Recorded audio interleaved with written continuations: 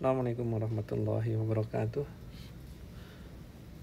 Alhamdulillah rabbil alamin. Allahumma salli ala Muhammad wa ala ali Muhammad. Kita masuk ke tafsir surat ke-6 Al-An'am, masuk ke ayat 65.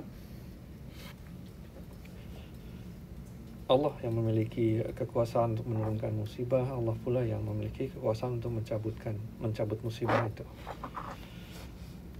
Setiap kehidupan yang dijalani bukanlah sesuatu yang bersifat main-main. Semua ada catatannya, semua ada konsekuensinya. Akan tetapi seorang Rasul daripada Allah, seperti Rasulullah SAW, tugas yang diberikan kepada Allah adalah untuk menyampaikan risalah, mendakwahkan apa yang beliau diwahyukan. Akan tetapi beliau tidak diminta untuk mengawasi orang-orang, apalagi mencatat amal perbuatan. Kemudian beliau tidak memiliki kuasa untuk menimpakan hukuman atas kesalahan itu, karena musibah azab atas sebuah perbuatan itu adalah kewenangan daripada Allah. Karena hal ini merupakan syubhat dari yang dilontarkan oleh kaum kafir, karena mereka selalu meminta Rasulullah SAW untuk menurunkan bala atau musibah. Jadi ungkapan mereka yang mengatakan, Muhammad, kalau kamu benar-benar utusan daripada Allah, datangkanlah musibah saat ini juga. Akan tetapi itu bukan merupakan kewenangan seorang Rasulullah SAW, dan beliau tidak memiliki kemampuan atas itu. Hanya Allah lah yang memiliki kemampuan. Baik, kita mulai. A'udzubillahi minasyaitonirrajim.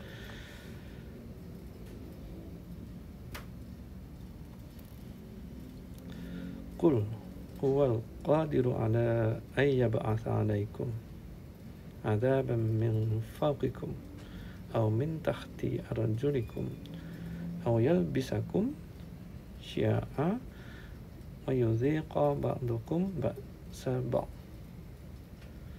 Katakan, Dia Allah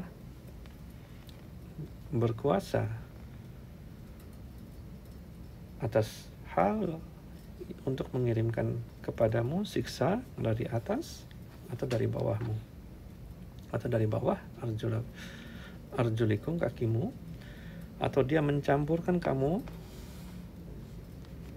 dengan golongan-golongan, dan Dia membuatmu merasakan keganasan sebagian kamu terhadap sebagian lainnya. Jadi Allah yang punya kuasa untuk menimpakan musibah kepada manusia dari atas berupa mungkin hujan batu, atau dari bawah berupa bumi yang terbelah dari bawah kaki, atau musibah yang kita nampak adanya golongan-golongan yang diadu oleh Allah sehingga terjadi peperangan yang memakan korban jiwa dari kedua belah pihak. Unzur kaifa nusarriful ayati la'allahum yafqahun. Perhatikanlah bagaimana kami menerangkan ayat-ayat itu agar mereka memahami.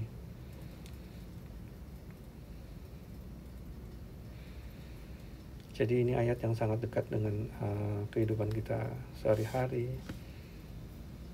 Ketika ada wabah seperti saat ini, COVID-19, yang tidak nampak, kita harus tahu bahwa itu datang daripada Allah. Atau kemudian banjir yang mengambil korban jiwa, harta dari manusia, hanya Allah yang mampu mendatangkannya.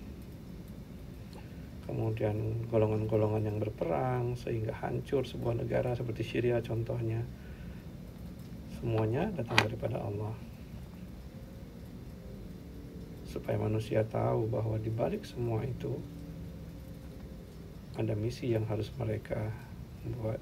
Mereka harus hidup dengan tujuan di muka bumi untuk menyembah Allah sebagaimana mestinya, untuk menghindarkan dari azab-azab itu.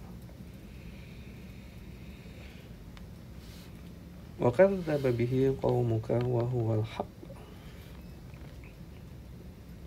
dan mendustakan dengannya kaummu padahal itu benar. Qul lastu 'alaikum biwakil, katakan, aku bukan orang yang berkuasa atasmu.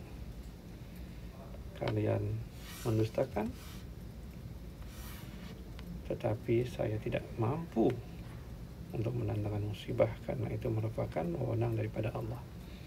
Itu yang Nabi Muhammad SAW diminta untuk katakan kepada kaumnya. Likulli naba'im mustaqar, dari tiap-tiap berita yang besar ada ketetapan waktunya. Bukan berarti ini musibah ini tidak terjadi saat ini maka tidak terjadi selamanya. Enggak, sudah ada waktu yang ditentukan. Apakah nanti di dunia seperti musibah yang ditimpakan Allah dalam perang Badar kepada kaum kafirin, atau nanti di akhirat dalam bentuk neraka. Wasaufa ta'lamun, dan kelak kamu akan mengetahui bahwa itu betul. Wa idza ra'aital ladzina yahuduna fi ayatina, dan jika kamu melihat orang-orang yang memperolok-olok pada ayat-ayat kami, fa'rid anhum, maka berpalinglah dari mereka. Jangan ikut dalam majelis mereka, jauhi. Jangan bercampur dengan orang-orang kafirin.